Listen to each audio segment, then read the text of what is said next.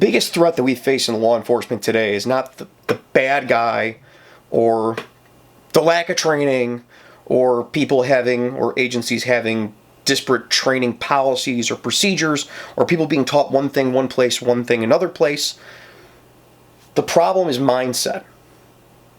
The problem is we get people that have a mindset that it's not going to happen to me, or that we can't look at a situation and learn from it.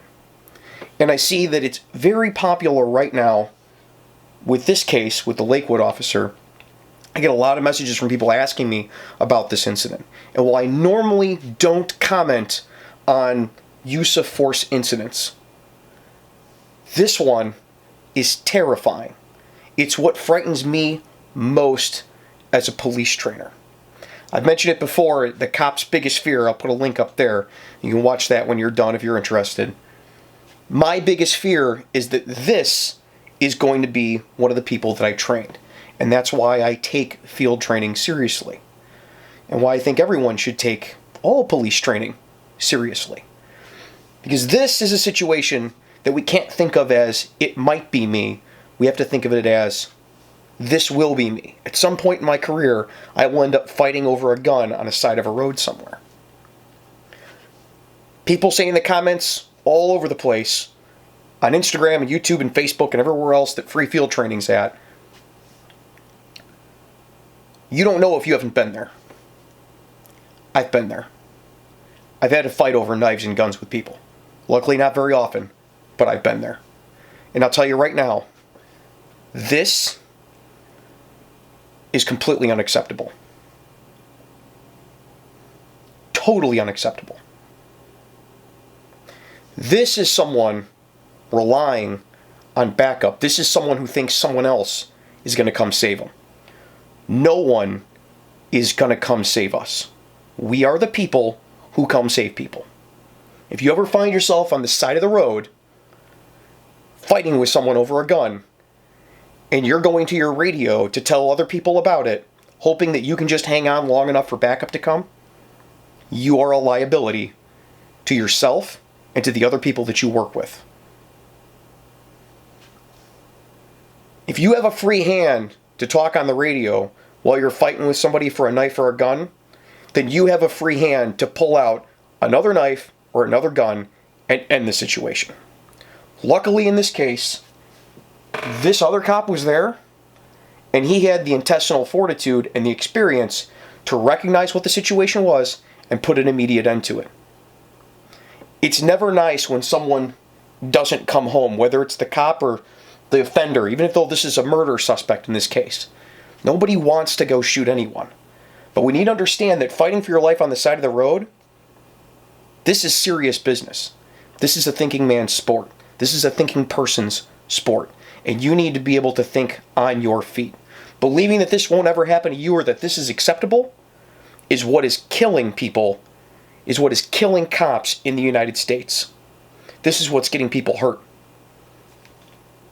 So, put your comments down below what you think. You're probably not going to change my mind. I've watched this 30 or 40 times trying to see what everyone else is seeing, that she did the right thing and she was able to hold on to that gun. And, oh, kudos to her for coming out alive. I don't want to just come out alive. Our job is not to come out alive. Our job, what I want the people that I train to be able to do, is to win. And this was not winning. This was holding on long enough so someone else could win for her.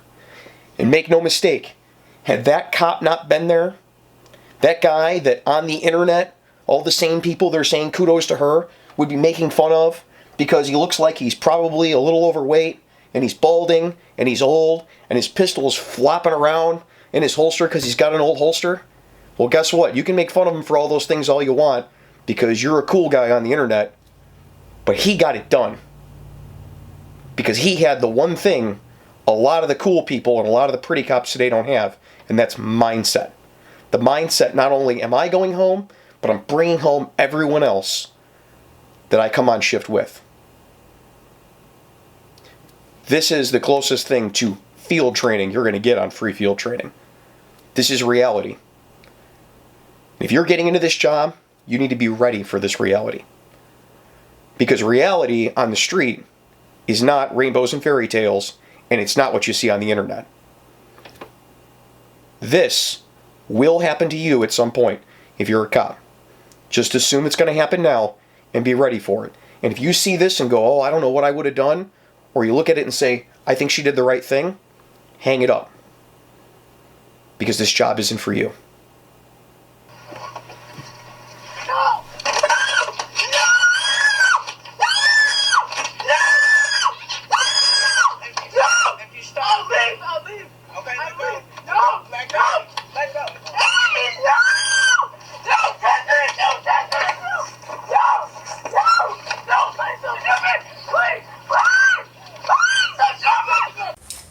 Hey, thanks for watching Free Field Training on YouTube. While you're here, why don't you go check out one of our other videos, or you can head on over to the Patreon and see how you can get your name put on the videos like these fine folks listed over here. There's also some exclusive content on Patreon that just shows you kind of behind the scenes like you're seeing now. We'll see you guys next time.